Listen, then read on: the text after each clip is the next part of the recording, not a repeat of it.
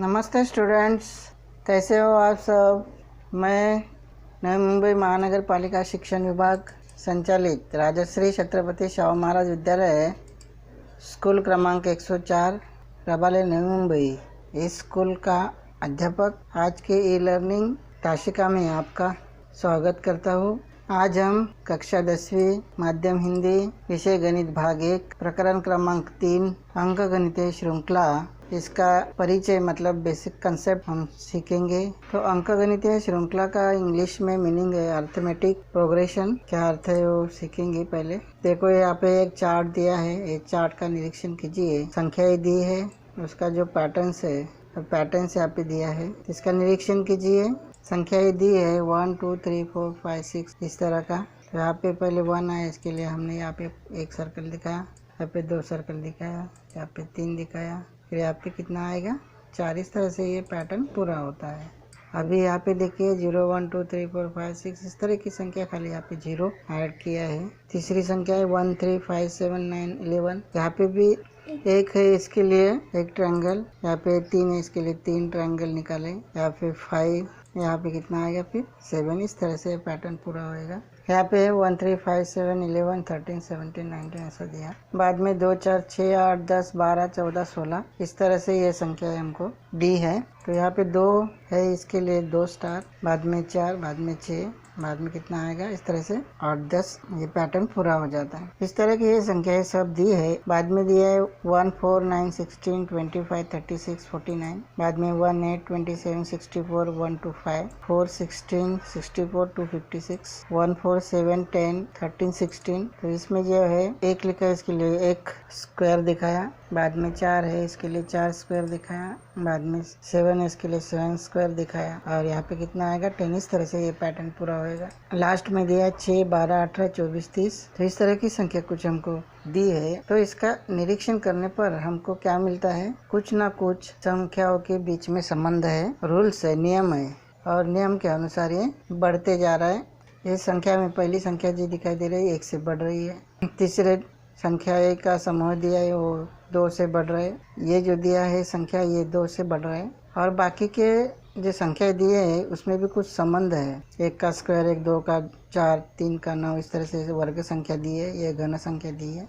कुछ तो भी संबंध है, और कुछ संख्या बराबर एक फिक्स संख्या से बढ़ रही है, जो संख्या जोड़ने पे बाद वाली संख्या मिल रही है। तो इस तरह से ये संख्याओं के समूहों को अनुक्रमणिका कहते हैं, सीक्वेंस कहते हैं। कुछ तो भी नियम उसमें होता है। विशिष्ट नियमों के अनुसार क्रम से लिखी गई संख्याओं के समूह को अनुक्रमणिका है कहते हैं।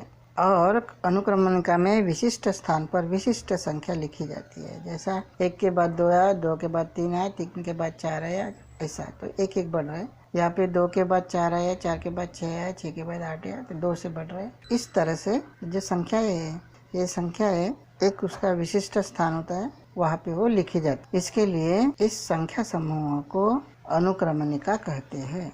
जैसे A1 A2 A3 A4 A5 A6 dash AN। तो इस तरह से पहली, दूसरी, तीसरी, चौथी, इस तरह से लास्ट वाली संख्या ऐसे जनरल फॉर्म में लिखा जाता है। तो जो हमने A1 लिखा है उसको प्रथम पद, दूसरा जो लिखा है A2 वो द्वितीय पद, तीसरा जो लिखा है तृतीय पद, इस तरह से ये लास्ट का पद होता है, nवीं संख्या बोलते हैं इसको। तो अभी अनुक्रमणिका के पद, टर्म्स इन ए सीक्वेंस, तो ऐसे भी दिखा सकते हैं। अनुक्रमणिका के पद T1 T2 T3 T4 T5 T6, last का पद Tn, इसी प्रकार भी दर्शाया जा सकता है अनुक्रमणिका के पद को। उदाहरण 1 4 7 10 13 डैश Tn। तो पहली संख्या हो गई 1, दूसरी हो गई 4, तीसरी हो गई 7। इस तरह से प्रथम पद, द्वितीय पद, तृतीय पद और लास्ट का पद nवीं संख्या कहते हैं। तो इस समूह के संख्या में मतलब अनुक्रमणिका में कुछ संबंध होता है संख्या के बीच में, वो देखते हैं। पहले हमने 1 लिखा, बाद में 4 लिखा, बाद में 7 लिखा, बाद में 10 लिखा। उसके बाद क्या आता है वो लिखना है, इसके बाद भी क्या आता है वो लिखना है। मतलब ये पैटर्न है, एक प्रकार का पैटर्न है। तो 1 में कितना जोड़ने पर 4 आता है, 3 जोड़ने पर 4 आता है। 4 में कितना जोड़ने पर 7 आता है, 3 जोड़ने पर आता है। और 7 में कितना जोड़ने पर 10 आता है, 3 जोड़ने पर आता है। तो 10 में भी 3 जोड़ना पड़ेगा, तो यहाँ पे कितना आएगा 13, और 13 में भी 3 जोड़ना पड़ेगा, तो यहाँ पे आएगा 16। इस तरह का संबंध है तो इस बाद वाली संख्या जो है हमको 3 जोड़कर मिलती है। तो इस तरह से ये संबंध है। दूसरा उदाहरण देखते हैं। 6, 12, 18, 24, इसमें कितना आएगा वो लिखना है, इसमें कितना आया वो लिखना है। तो हमको देखना है कि 6 में कितना जोड़ने पर 12, 6 जोड़ने पर, और 12 में कितना जोड़ने पर 18 आता है, 6 जोड़ने पर, 18 में कितना जोड़ने पर 24 आता है, 6 ही जोड़ने पर, और 24 में कितना जोड़ने पर यहाँ पे कितना आएगा, तो 30, और 30 में 6 जोड़ने पर 36 आएगा। इस तरह से ये संख्या का एक पैटर्न है। और एक जो अचर स्थिर संख्या है, स्थिर संख्या से बढ़ रही है संख्याएं, तो आगे की संख्या हमको मिलती है। तो इस तरह के संबंध को अनुक्रमणिका कहते हैं। ये समूह, संख्या समूह को अनुक्रमणिका कहते हैं। इसमें कुछ ये संबंध होता है। तो कोई भी 2 क्रमिक पदों का जो अंतर है वो स्थिर होता है, अचर होता है। यहाँ पे देखिए 6 से 6 से बढ़ रहे हैं, यहाँ पे देखिए 3 से 3 से बढ़ रहे हैं। तो ये कुछ 2 क्रमिक पदों का अंतर जो है वो स्थिर है। यहाँ पे 3 स्थिर है, यहाँ पे 6 है। आगे की संख्या बराबर मिलती है। तो इस तरह से हमने ये पढ़ा। अभी अंकगणितीय श्रृंखला किससे कहते हैं? जिस अनुक्रमणिका में पहली वाली संख्या मतलब पहले पद में निश्चित संख्या जोड़ने पर उसके बाद वाली संख्या मतलब पद प्राप्त होती है। इसी प्रकार के समानता दर्शाने वाली अनुक्रमणिकाओं को अंकगणितीय श्रृंखला कहते हैं। तो आगे की संख्या हमको कैसे मिलती है? एक कुछ तो भी फिक्स संख्या जोड़ने पर। तो यहाँ पे देखिए उदाहरण 1, 4, 7, 10, 13। तो इस तरह से देखिए, 1 में 3 मिलाए तो 4 आता है, 4 में 3 मिलाए तो 7 आता है, 7 में 3 जोड़ने पर 10 आता है। इस तरह से ये हमको आगे की संख्या मिल रही है। इसके लिए ये जो अनुक्रमणिका है ये अंकगणितीय श्रृंखला है। इसमें भी देखिए 3 में 5 मिला 8 आया, 8 में 5 मिलाया 13 आया, 13 में 5 मिलाया तो 18 आया, 18 में 5 जोड़ने पर 23 आया। इस तरह से आता है, आगे की संख्या मिलती है। तो ये भी, इसमें भी 2 क्रमिक पदों में अंतर स्थिर है। इसके लिए ये भी अनुक्रमणिका है, अंकगणितीय श्रृंखला है। इसमें भी देखिए -7, -4, -1, 2, 5, 8। तो इसमें भी +3 जोड़ने पर आपको आगे की संख्या मिलती है। इस तरह से ये सभी संख्या समूहों को अंकगणितीय श्रृंखला कहते हैं। 2 क्रमिक पदों में अगर अंतर स्थिर होता है, अचर होता है, तो उसे ही अंकगणितीय श्रृंखला कहते हैं। इसमें अनुक्रमणिका और अंकगणितीय श्रृंखला में इतना फर्क है कि सामान्य अंतर है, स्थिर होना चाहिए। यहाँ पे 2 क्रमिक पदों का अंतर स्थिर है, इसके लिए स्थिर अंतर सामान्य अंतर कहा जाता है। ये डी अक्षर द्वारा दर्शाते हैं और प्रथम पद जो है ए अक्षर द्वारा दर्शाया जाता है।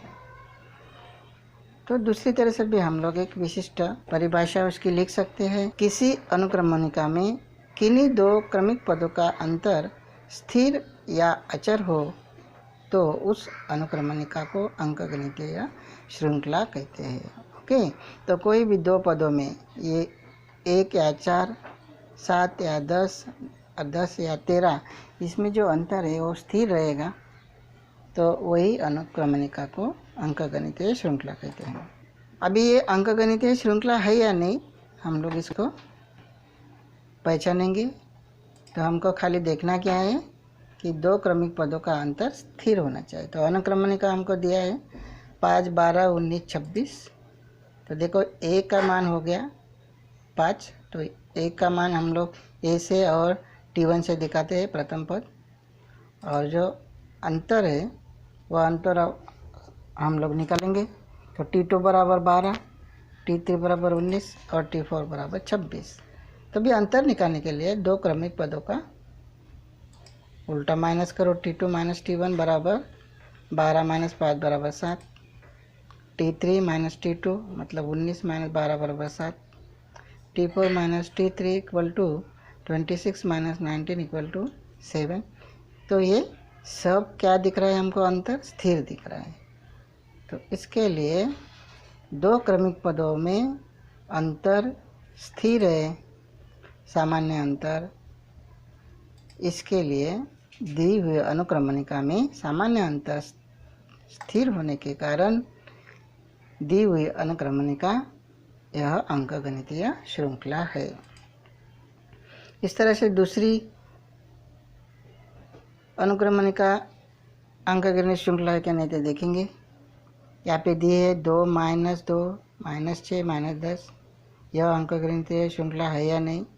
तो हम लोग लिखेंगे पहले अनुक्रमणिका 2 -2 -6 -10, ए का मान लिखेंगे ए बराबर T1 बराबर 2।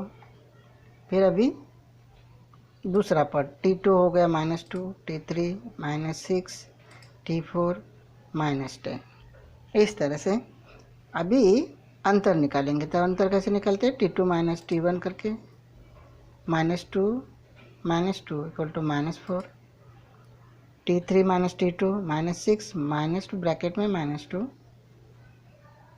-6 +2 - प्लस हो जाएगा और दोनों को घटाने पर -4, T4 - T3 = -10 माइनस ब्रैकेट में -6 -10 +6, 10 में से 6 गए तो 4, बड़े नंबर का साइन। तो यहाँ पे हमको क्या दिखाई दे रहे हैं?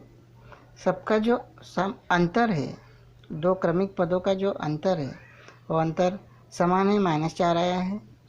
इसके लिए जो भी हमको अनुक्रमणिका ये दी है वो अनुक्रमणिका अंकगणितीय श्रृंखला है। इस तरह से हमको क्या देखना है? इसमें इतना ही हमको देखना है कि जो भी अनुक्रमणिका हमको दिया है उस अनुक्रमणिका में जो दो क्रमिक पदों का अंतर जो है स्थिर रहना चाहिए, तभी जाके वो दी गई अनुक्रमणिका अंकगणितीय श्रृंखला होती है। इतना आप ध्यान रखेंगे। अभी आपको ये समझ में आया रहेगा। धन्यवाद।